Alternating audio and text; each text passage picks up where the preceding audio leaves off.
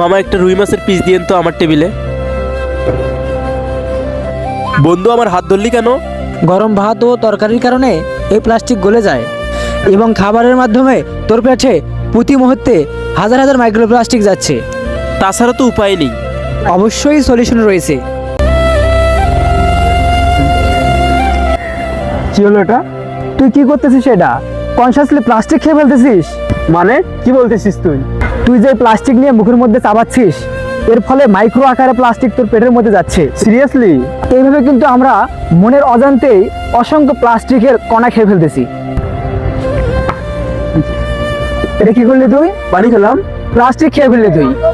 এই যে যখন তুই এর মুখটি খুললি তখন কিন্তু এটা একটা সংঘর্ষ হলো, যার ফলে মাইক্রো আকারে প্লাস্টিকের কণা তোর পেটের মধ্যে যাচ্ছে, আর এটার ফলে তোর ক্যান্সার পর্যন্ত হতে পারে।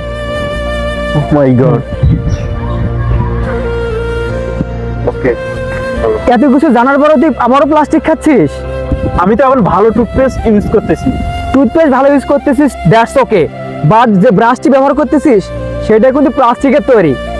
দেখেন একদম ব্রাশ করতে করতে ক্ষয় করে ফেলেছে, তার মানে এই ব্রাশ থেকে শত শত মাইক্রোপ্লাস্টিক তোর পেড়ে গেছে, যার ফলে ক্যান্সার পর্যন্ত হতে পারে। তুই কি সেটা জানিস? সিরিয়াসলি?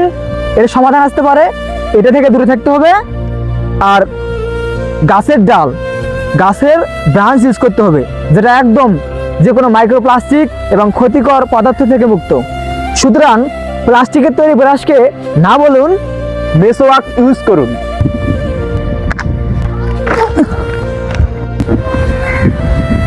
বন্ধু তুই এটা ধরলি কেন? আমি তো এটা পুকুরে নিক্ষেপ করছিলাম।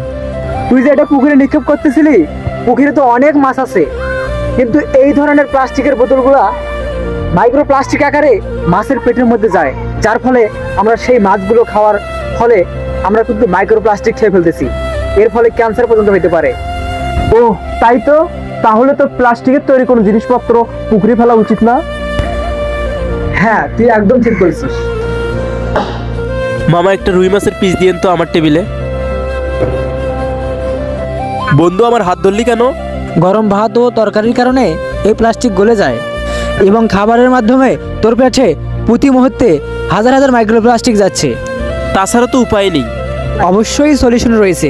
যদি এই ক্ষতিকর মাইক্রোপ্লাস্টিক থেকে বাঁচতে চাস, স্টিলের তৈরি অথবা কাঁচের তৈরি ব্লেড ইউজ করবি, তাহলে অবশ্যই মাইক্রোপ্লাস্টিকের ক্ষতিকর প্রভাব থেকে নিজেকে বাঁচাতে পারবি। ধন্যবাদ বন্ধু। আমরা হয়তো শতভাগ মাইক্রোপ্লাস্টিক মুক্ত পরিবেশ গঠন করতে পারবো না, কিন্তু ক্যান্সারের ঝুঁকি কমিয়ে আনতে আমরা সচেতন হতে পারবো। তাই মাইক্রোপ্লাস্টিক থেকে নিজে বাঁচুন, পরিবারকে বাঁচান এবং সুস্থ থাকুন।